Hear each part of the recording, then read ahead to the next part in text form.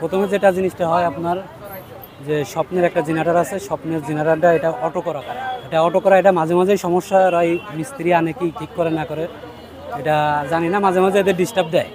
তা আজকে হঠাৎ করে আমি উপরে ছিলাম, এই দ্বিতীয় তলায় ছিলাম, তখন আর কি আমাদের দারোয়ান আমাকে ডাক দিছে যে ভাই এরকমের স্বপ্নের জেনারেটর অটো চলায় বন্ধ হচ্ছে না, এর ধোঁয়া বেরোচ্ছে। তখন আমি দৌড় দিয়ে এসে পরে ওদের ডাকাইছে, ওদের দুইবার ডাকাইছে, ওদের একজন স্টাফ আইসে দেখে চলে যাওয়ার পরে আবার যাওয়ার পরে বলে যে আমরা হেড অফিসে জানাইছি।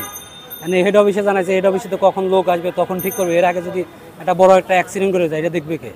তারপরে আমরা কী করলাম, ওইটা জিনিসটা চিন্তা করে আমি আমাদের স্কুলে যত বাচ্চা আছে আমাদের এক স্যারের সাথে আলাপ করে ওদের আমরা সিটি ক্লাবে নিয়ে গেছি। সিটি ক্লাবে নিয়ে যাওয়ার পরে দেখি যে স্বপ্নের লোকজন দূরে আসতেছে সব।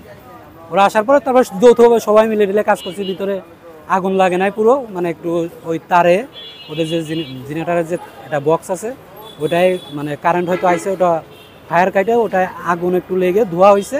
তেমন কোনো ক্ষয়ক্ষতি হয় না, আমাদের কোনো স্কুলের বাচ্চারাও ক্ষয়ক্ষতি হয় নাই, আর আমাদের তেমন কোনো ক্ষতি হয় নাই, শুধু তার পড়ছে এটুকু। ফায়ার সার্ভিস তো ফোন দিয়ে মাত্রই চলে আসছে, সাথে অনেকেই ফোন দিচ্ছে, সাথে যার মাধ্যমে চলে আসছে ফায়ার সার্ভিস। এরা এসে কাজ করছে, এরা এসেই পুরোটা জিনিসটা যা ছিল ওরা বাকিটা সম্পূর্ণ করে দিচ্ছে।